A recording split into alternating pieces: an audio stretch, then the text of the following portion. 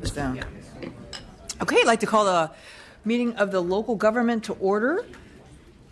Welcome, everybody, and we do sign-in order, and we'll have the secretary call the roll. Eggman? Here. Eggman here. Waldron? Waldron here. Alejo. Bonilla. Chu. Chu here. Cooley? Here. Cooley here. Gaines. Gordon? Here. Gordon here. Linder. Okay. Entertain a motion on the consent calendar. Item number 11. Mr. Allen. Did I hear a motion? Right. Secretary call the roll. Eggman? Aye. Eggman, aye. Waldron? Aye. Waldron, aye. Alejo? Bonilla? Chu? Chu, aye. Cooley? Aye. Cooley, aye. Gaines? Gordon? Aye. Gordon, aye. Linder.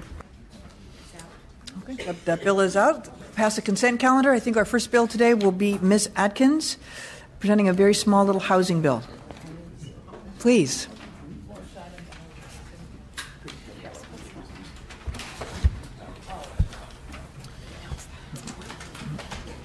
Well, thank you, Madam Chair and members. And Madam Chair, thank you for the courtesy of letting me go first.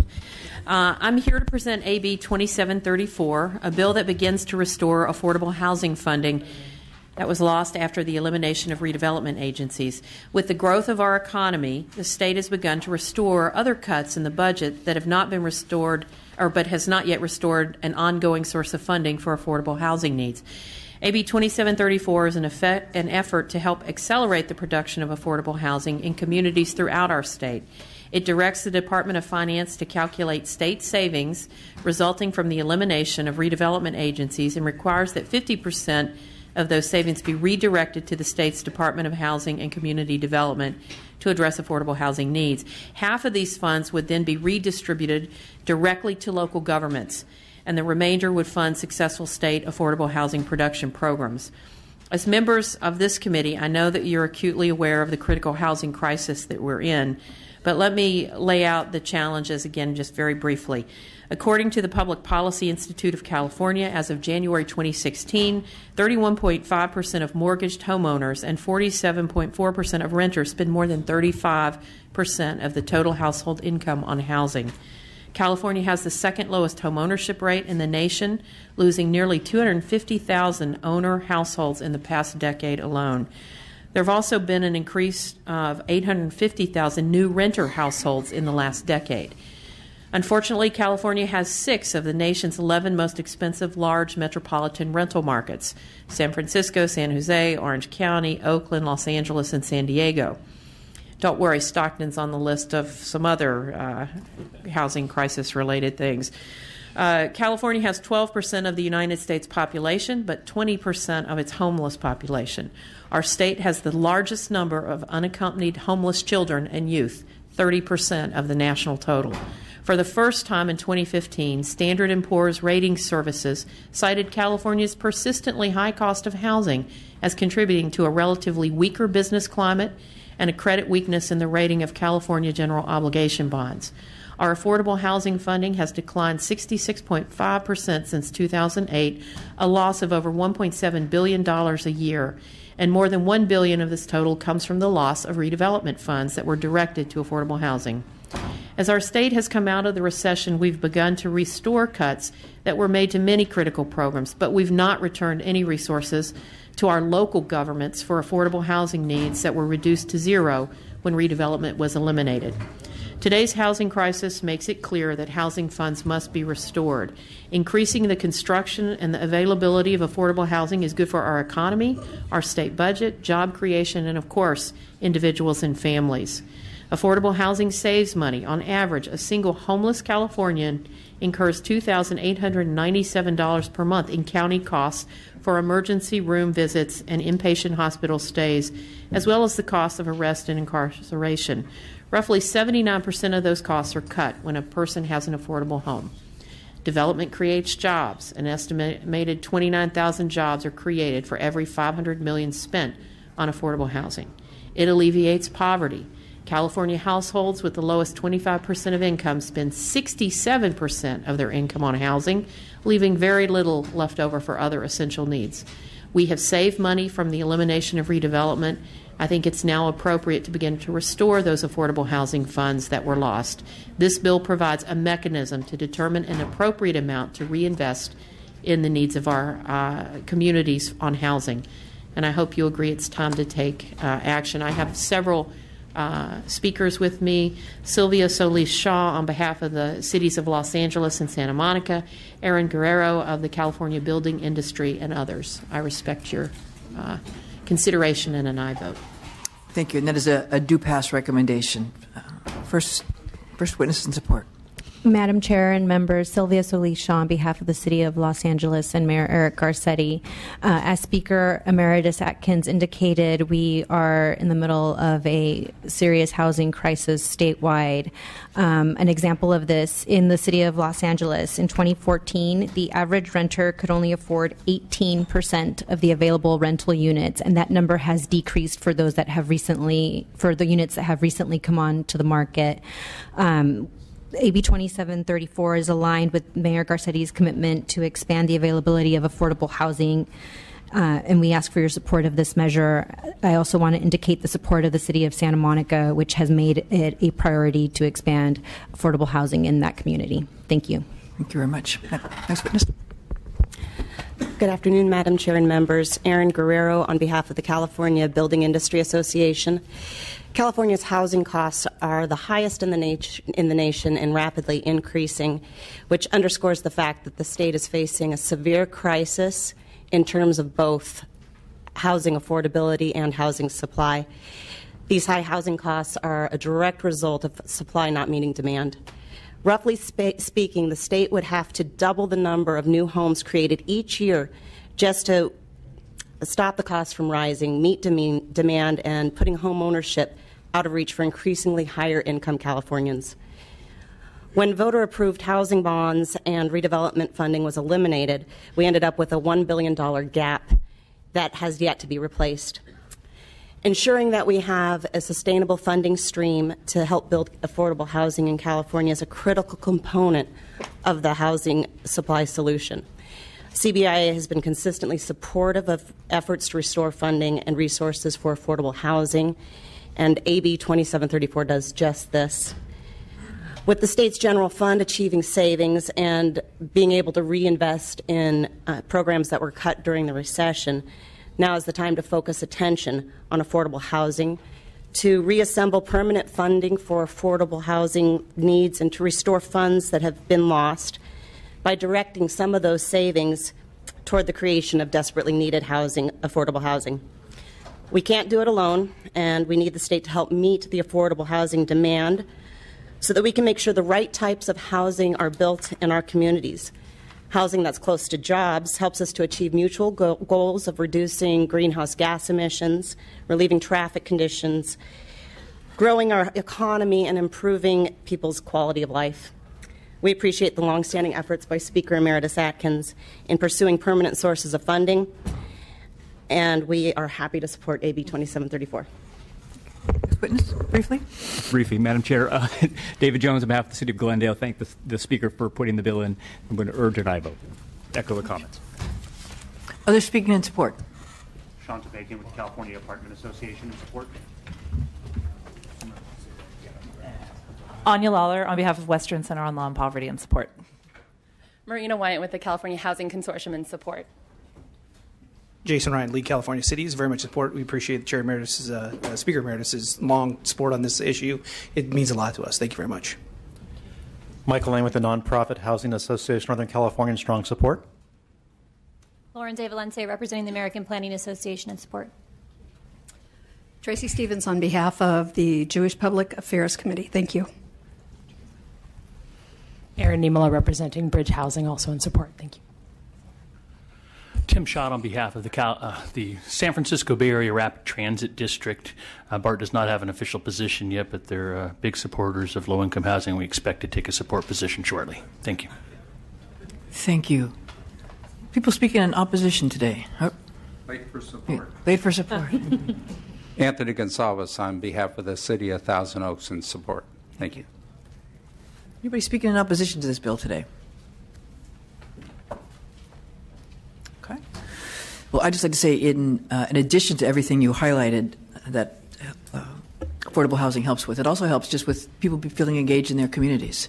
Highest indicator for voter turnout is somebody being in a safe, secure place to live. They can volunteer on your kid's softball team or on their city council or whatever. So it's just a great indicator to really get our economies back up and moving and our communities much closer, more compact. I turn it over to the committee now. Mr. Chu? I just want to thank our Speaker Emeritus for her longtime championing of affordable housing. And we all know that after redevelopment's demise, we've lost about $1.7 billion a year that we need to get back in the midst of the worst affordable crisis with regards to our housing that our state has seen and the highest poverty rate that our state has seen when you include housing costs. And our housing committee, which considered this measure, we strongly supported it, and I'm happy to make a motion that we move this forward. Second. Thank you. Moved and seconded. Others? Ms. Waldron. Just briefly, thank you, Madam Chair. I don't think the legislature realized the impacts that taking redevelopment away was going to have on our local communities. Having been on a city council for 14 years in an older city with a lot of issues in the urban core, we used affordable housing monies extensively with a robust program that was really able to do urban renewal. So I think this is a great concept, and will help cities and get them back on track a little bit. So thank you. Mr. Cooley. I just want to say, very important bill. It's actually, I've often looked forward to voting on your bills, and they haven't actually come up with where I was at late for a vote. Thank you. Chair Emeritus. I think this starts turning a corner on California. I want to note the provision funds for this can go to infrastructure related to affordable infill housing development, other related infill development infrastructure. This is actually a vital need in California. Older communities have infrastructure needs. There's often a lot of crap in the ground. There's a lot of stuff that you need to clear out to open the way for infill. In the old days, prior to Prop 13, there was an easier mechanism to raise funding locally. When that went away, we added Mello-Roos. When we added Mello-Roos, that pushed development out into the green fields. We didn't actually have a good way to go into established infill areas and finance the infrastructure essential to development. We adopted AB 32, SB 375 policies which favor pulling development back into infill areas. But with the loss of redevelopment, the most important blank in the local toolkit was how do you pay for infrastructure?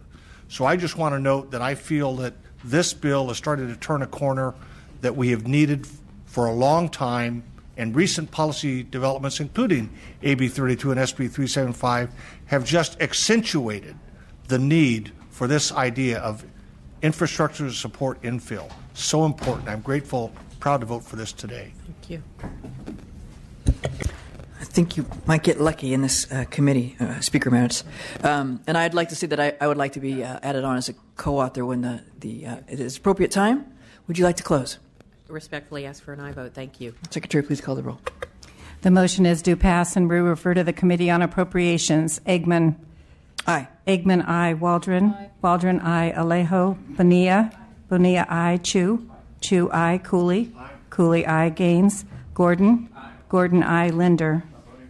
Linder not voting. That bill is out 6-0. Congratulations. Thank you very much. Next up, we're going to see Mr. Chu, I think, as he has some urgency to his bill to get out today.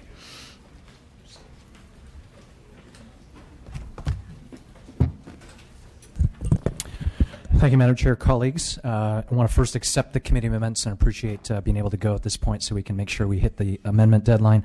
AB 2713 would advance energy storage solutions in our state by requiring the development of a California energy storage permitting guidebook and requiring cities and counties to adopt electronic submission of permit applications for advanced energy storage installations.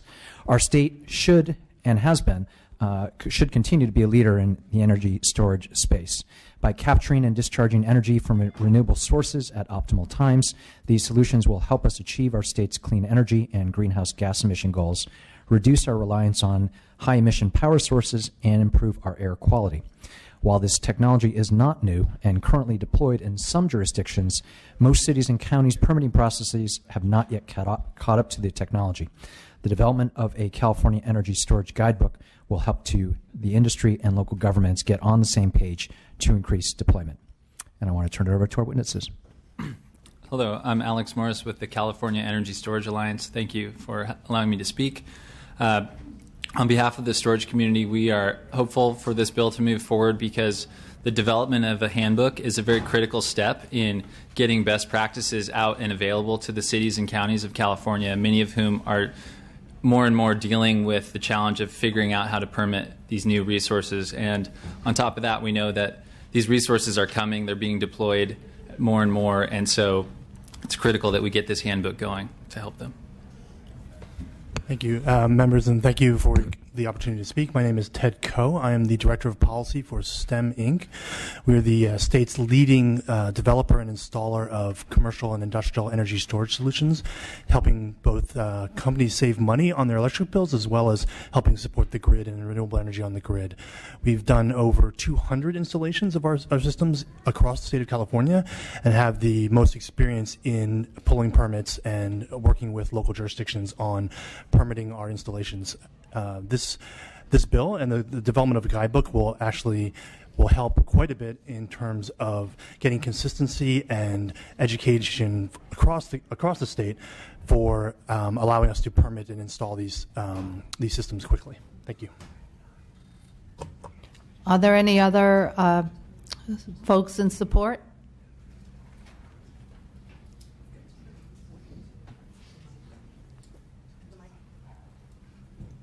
Good afternoon, Chair and Committee. Andrea DeVoe for TechNet in support of the bill. Thank you. Good afternoon. Shane Levine on behalf of Solar City in support. Thank you. Okay. You're in between? Okay.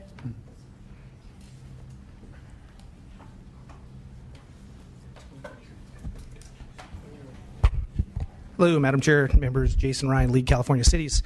We do not have a formal position on this bill. However, we've been working with the author. We think that we can get there. However, we do have a couple reservations. The primary reservation is the concurrent preparation of the guidebook, while also requiring us to adopt permitting processes based on that guidebook. We think it'd be best to have the guidebook first. I think the supporters and the author has said that permitting is lagging a little bit behind. We don't have adequate fire code, building code. We need to get that ironed out first. But we're very much in support of creating that guidebook. So we would like to continue to work with the author. I think we can get there. We just iron out that time frame. Thank you. Yep. Is there any opposition? Thanks. Okay, seeing no opposition, we have a motion and a second. Would you like to close? Respectfully ask for your aye vote. Thank you. Any comments? I didn't ask that. Okay. Secretary, please call the roll. The motion is do pass as amended and re-refer to the Committee on Utilities and Commerce. Eggman, Waldron. Aye. Waldron, aye. Alejo. Bonilla.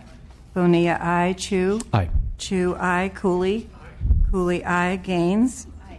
Gaines, aye. Gordon. Aye. Gordon, aye. Linder. Aye. Linder, aye.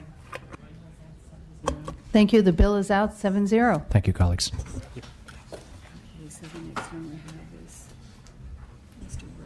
Okay, our next item number 1, Assemblymember Bro, AB 1666.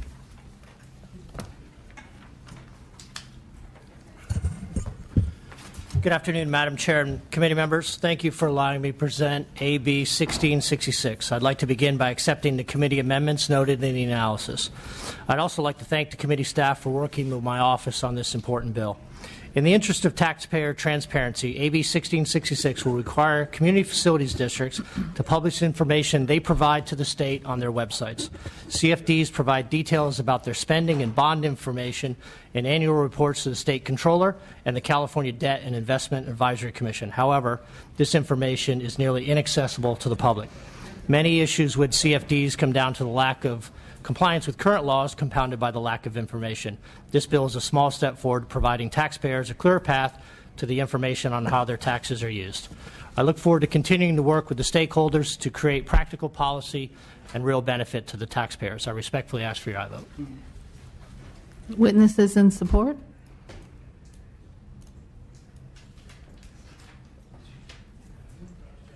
Good afternoon, Madam Chair and members. Karen Lang on behalf of the California Association of County Treasurers and Tax Collectors. We are all for legislation that increases transparency for taxpayers. We are oftentimes the first phone call, and they're not always pleasant. So the more information we can get out there, the better. So we're in support of your bill today. Thank you. Good afternoon, Sophia Sadal on behalf of City of Mission Viejo and support.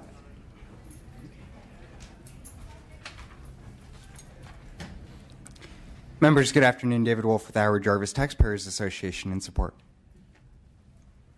Thank you. Anyone else in support? Seeing none. Opposition? Good afternoon, Madam Chair, members. Dorothy Holzman with the California State Association of Counties. We do have an opposed unless amended position, but we'll be removing that with the amendments moving forward. We can't say thanks enough to the author and his staff and the committee for really digging in on this. Our opposition was never about the intent of the bill, but really the technical implementation and the challenges it would have posed for our counties, in addition to some of the redundancies with reports we already provide. So can't, again, say thanks enough, and look forward to removing our opposition with these amendments. Thank you. Thank you. Anyone else in opposition? Seeing none, bringing it back to the committee. Any comments, questions? Would you like to close, Mr. I Brown? just respectfully ask for your aye vote. Thank you for having me. Thank you. And we have a motion and a second. Secretary, please call the roll. The motion is due pass as amended and re-refer to the Committee on Appropriations. Eggman, Waldron. Aye. Waldron, aye. Alejo. Bonilla. Aye. Bonilla, aye. Chu. Cooley. Aye. Cooley, aye. Gaines. Aye. Gaines, aye. Gordon. Aye. Gordon, aye. Linder. Aye. Linder, aye. The bill is out, 6-0. Thank you, Committee members. Mr. Cooley is ready to take his vote in the absence of what's his number. Is that the AB22? Okay, in the absence of an author, we'll have Mr. Cooley present his bill. Mr. Cooley is AB 2228. Very good. Madam Chair, colleagues, it's a pleasure to be here today to presenting this bill related to certification of code enforcement officers. And this bill actually grows out of the experience of my city, Rancho Cordova, which was formed as a city in 2003. And I recall going door to door, talking to voters in that city when the question was cityhood. And a very common response I got was just people were so discouraged about the character of our city. The most striking expression I ever encountered was talking to a gentleman on a Saturday. He came out on his beautiful lawn, manicured lawn, dressed crisp, freshly pressed linen shirt, and he stood there on his dichondra lawn, which I didn't even think they existed anymore, and his beautiful lawn in Rancho Cordova. And he tells me at 5:15, just before I think he's going out on the town, you know, this city has become the armpit of the county. He just felt that he was seeing that it was just going into decline. And we became a city. And a key part of our city was going into our neighborhoods and working to change the dynamics that was producing this sort of sense of despair that the community was sort of falling apart. An older community, the streets were getting junked up, abandoned cars everywhere. And in order to raise the bar in our city, we looked at the code enforcement function and started strengthening the code enforcement function. And training was a very important part of it, because the strategy we deployed was to use our code enforcement officers and helping them understand how to work with our local law enforcement. So together they could go into the communities. And this means that they're not just needing to learn the law of code enforcement and what the standards and the diplomacy of dealing with people when you want them to clean up their property, but also how to partner with law enforcement and keep everyone safe. And so this bill is about creating a voluntary system of certification for code enforcement officers to put a greater, enhanced tool in the toolkit of local governments to go into established communities where there may be things holding back property values and start to turn that around. So I'm delighted today to have Carrie Simpson, who's the Chief Code Enforcement Officer in my own city of Rancho Cordova, instrumental to my city's turnaround, and Mr. Tim Cromartie with the League of Cities here in support. Thank you. Carrie Simpson, City of Rancho Cordova, and I'm on the California Board of Code Enforcement Officers. I'm here today, and I can't be as eloquent as Assemblyman Cooley, who I thank for sponsoring this bill. You need to be certified to be a masseuse, to be a hairdresser, to be a building inspector, but you don't have to have any particular education to be a code enforcement officer in the state of California. We are highly recommending that this, not mandatory, but level of education be highly recommended by the state, because code enforcement officers deal with medical marijuana grows, they deal with massage parlors, zoning code violations, substandard housing.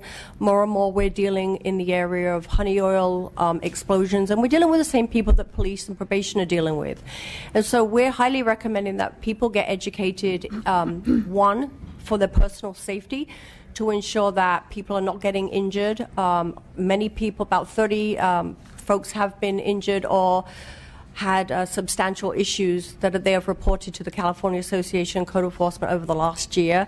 And two, that it helps to stop cities from getting sued, because we're dealing with people's private property and their Fourth Amendment rights. And so we're really asking that people be trained in search and seizure just as police officers are. Many are, but there is no kind of emphasis on requiring people to look at that when they come into the profession. So I really do hope that you do support AB 2228. Thank you. Yeah, thanks, Carrie. Madam Chair and members, Tim Cromartie on behalf of the League of California Cities. We are pleased to co-sponsor this measure with the code enforcement officers. We thank Mr. Cooley for his leadership in bringing this measure forward. This is an important measure for cities to address what Ms. Simpson alluded to in terms of liability issues arising from currently non-uniform training standards for code enforcement officers, which in some cases not only trigger liability issues but will directly impact the safety of code enforcement officers themselves. Here in Sacramento County last year, a code enforcement officer was shot and killed while trying to serve a warrant on the owner of a dog, shot and killed through the owner's front door. So proper training, for example, in how to serve warrants in adversarial situations would definitely serve to enhance the safety of the officers.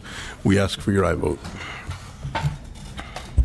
Thank you. Are there any other witnesses in support?